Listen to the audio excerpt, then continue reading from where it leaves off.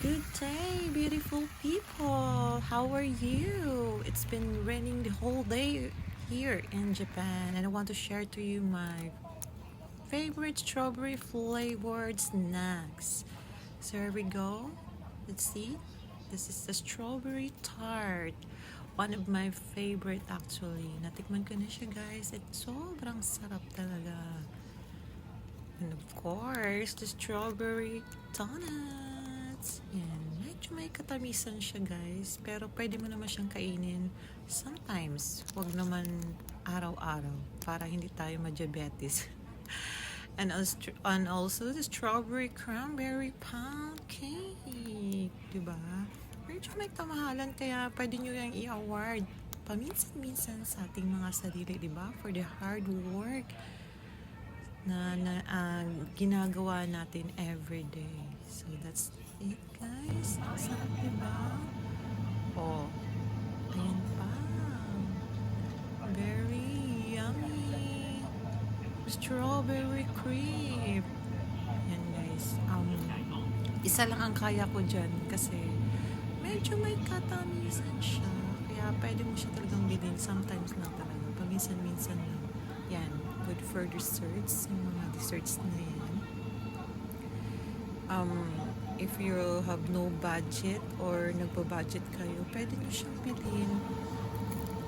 Paminsan-minsan. Ayan, favorite ko rin yan siya. Okay, ang sarap-sarap nito. Pwede lang tikman guys. This is all food from Japan. Here in Japan. Ano siya? Strawberry flavored. Oops. May nakita ako dito guys na 50% off. Pag mga ganyan talaga guys, tapos gusto kong kumain. Mas kinukuha ko yung 50%, diba? Kakainin mo rin naman. Doon ka na sa mga discounted, diba? Yan, ano siya. Hot cakes na may palaman siyang strawberry. And yan guys, sobrang sarap nito. Hindi ko talaga siya tinigilan hanggat hindi ko siya matitikman.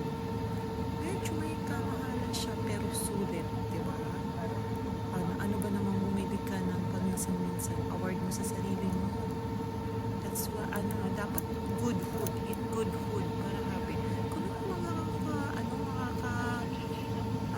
make you happy, eat good food guys. Ganyan ako minsan.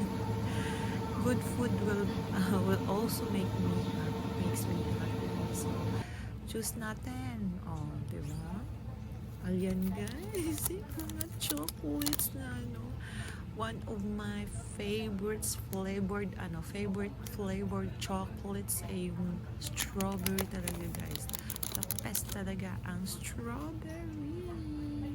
So yan, marami dito sa Japan yung mga strawberry flavor. That's why sinishare ko sa inyo para naman kahit pa paano lalo na yung mga hindi familiar sa mga chocolates and snacks dito sa Japan. So this is all strawberry flavored guys. Ayan ang gana.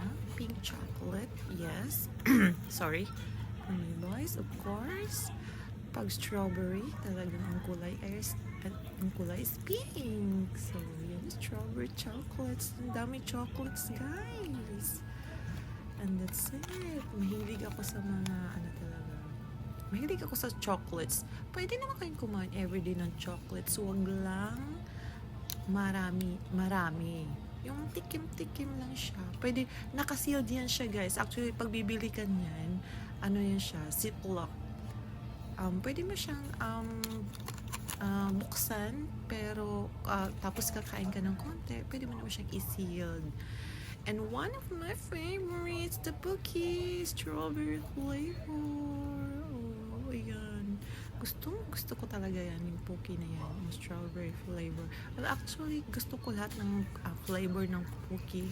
But this is the one of my first. This is my first number 1 na flavored na favorite sa Cookie. Maraming flavored ang Poke, di ba? Ayan, may nga siya, green tea. And ito naman, ang choco pie. Strawberry choco pie.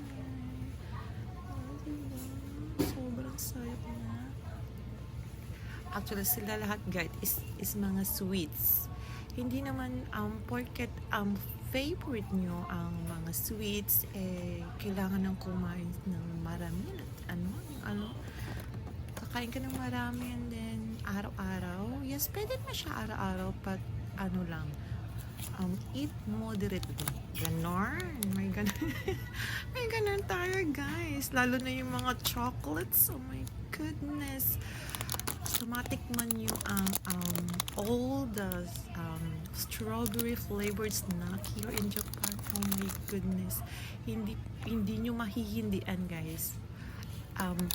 Pabalik-balik nyo siyang bibilhin and kakainin. So that's it. This is a list of my strawberry flavored snacks na gusto dito sa Japan.